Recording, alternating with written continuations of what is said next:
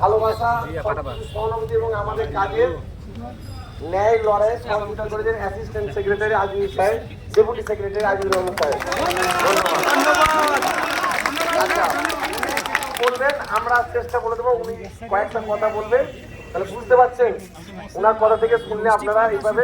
President সাহেবও আসছেন, কিন্তু উনি নামাজ পড়ছেন বা তারা আছেন, উনার প্রতিনিধি, উনিও আশা দেখা কি উনি কিছু বলবেন আপনাদের।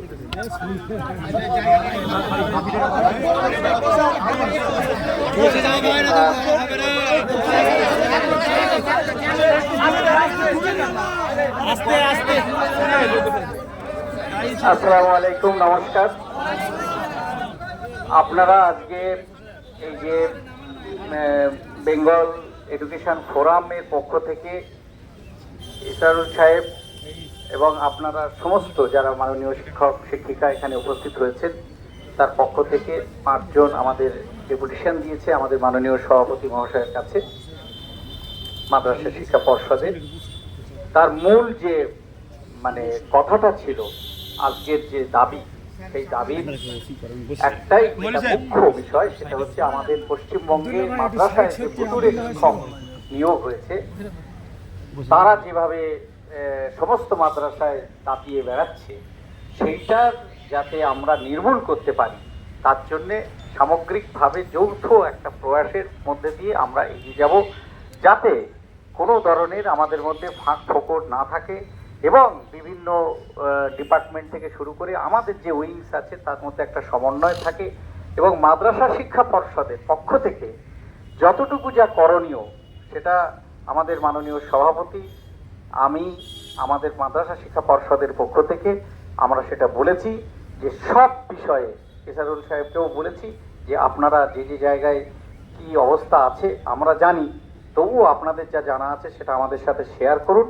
শেয়ার করলে আমরা ঠিক যথোপযুক্ত যেখানে যা ব্যবস্থা নিতে হয় আমরা অবশ্যই সেটা নেব এবং এর সঙ্গে যতদিন এই জায়গাটা থাকবে ততদিন আমরা এই ভুতুড়ে শিক্ষকের নির্মূল করার চেষ্টা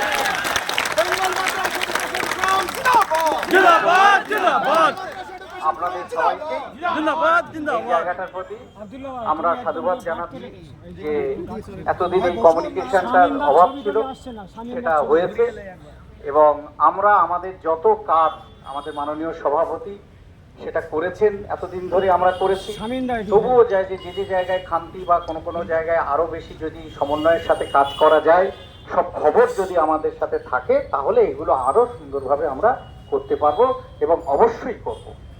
এইটা আমাদের মাননীয় সভাপতি বলেছেন এবং আমরা পর্ষদের পক্ষ থেকে এইটাই আপনাদের জানাতে চাইছি। ধন্যবাদ।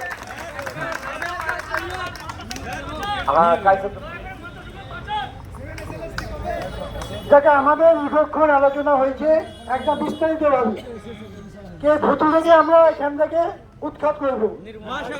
যে সভাপতি সাহেব আমাদের সঙ্গে খুবই সহমত।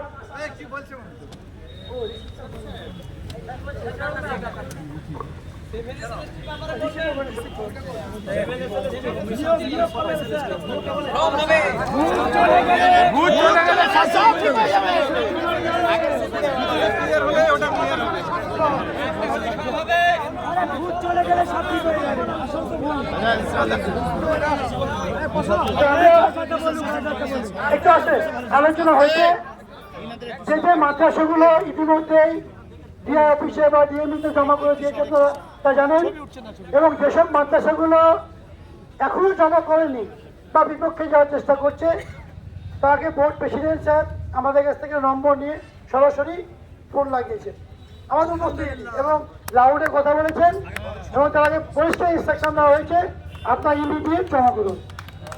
শতাংশ নিয়েছেন।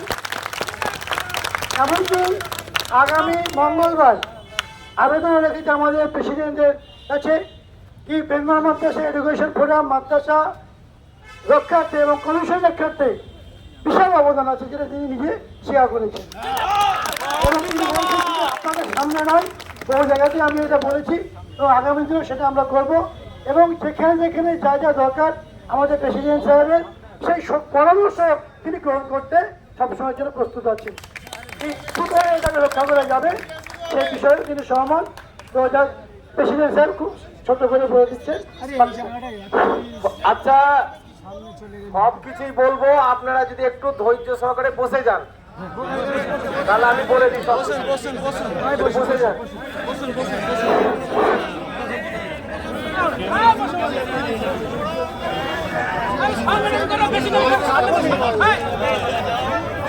বলছে আপনারা একটু বসুন, সুস্থভাবে বসুন।